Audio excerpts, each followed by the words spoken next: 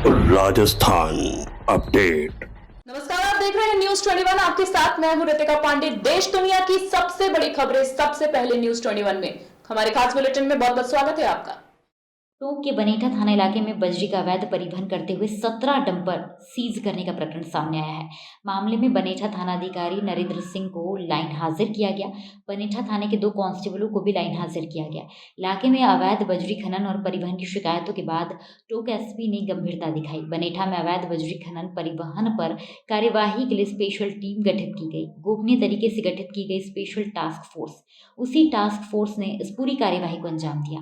Police ने बजरी का अवैध परिवहन करते हुए 17 डंपर सीज किए। एक लोडर मशीन भी जब्त की गई। 7 करोड़ रुपए की कीमत के सभी जब्तशुदा उपकरण और वाहन बताए जा रहे हैं।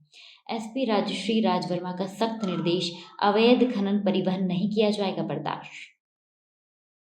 अवैध खनन के विरुद्ध हमने ज़िले में अभियान चलाया हुआ है और इसी अभियान के अंतर्गत पिछले 1-2 दिनों से हमारे पास सूचना आ रही थी कि बनेठा क्षेत्र में मीणों की ढानी जो गांव है उसके आसपास अवैध खनन परिवहन चल रहा था।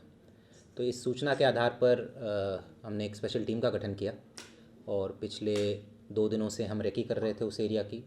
पूरे रूट्स हमने चिन्हित किए, किस रूट से आते हैं, किस रूट से जाते हैं, किस तरह की गतिविधि चल रही है। और फिर कल शाम को इस स्पेशल टीम के द्वारा वहाँ पर कार्रवाई की गई लोकल थाने के साथ समन्वय करके। और उस कार्रवाई के दौरान हमने टोटल 17 डंपर और 1 लोडर मौके पर से सीज़ किए हैं।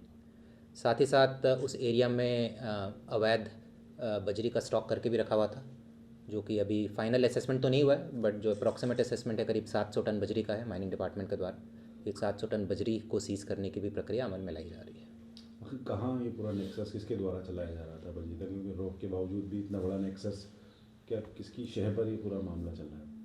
ये सब कुछ तो अनुसंधान का विषय है। कहाँ से आ रहा था, किनके डंपर्स है ये, किनके ट्रैक्टर्स हैं, कौन कौन इन्वॉल्व है इसमें, ये अनुसंधान का विषय है। बट फ़िलहाल ये जो डंपर्स हैं इनके नंबर प्लेट के आधार पर कुछ डंपर्स बूंदी के हैं, कुछ डंपर्स कोटा के हैं, कुछ जयपुर के हैं, 2 बिना नंबरी भी हैं।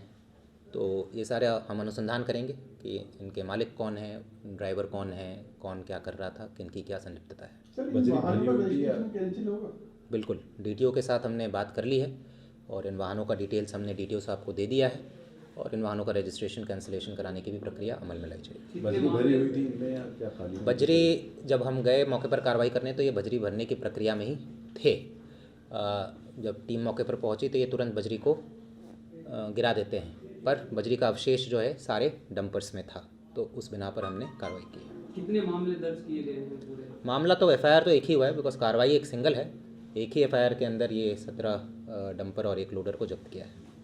और साथ ही साथ इसमें मैं ये भी बताना चाहूँगा कि अभी मैंने बनेठा एसएचओ को भी लाइन हाजिर किया है। उनका क्या भूमिका रही, क्या लापरवाही रही, और साथ में थाने के 2 और कांस्टेबल्स को मैंने लाइन हाजिर किया है और इनके विरुद्ध हम विभागीय कार्रवाई भी करेंगे अगर किसी की लापरवाही पाई जाएगी या किसी की संलिप्तता पाई जाएगी।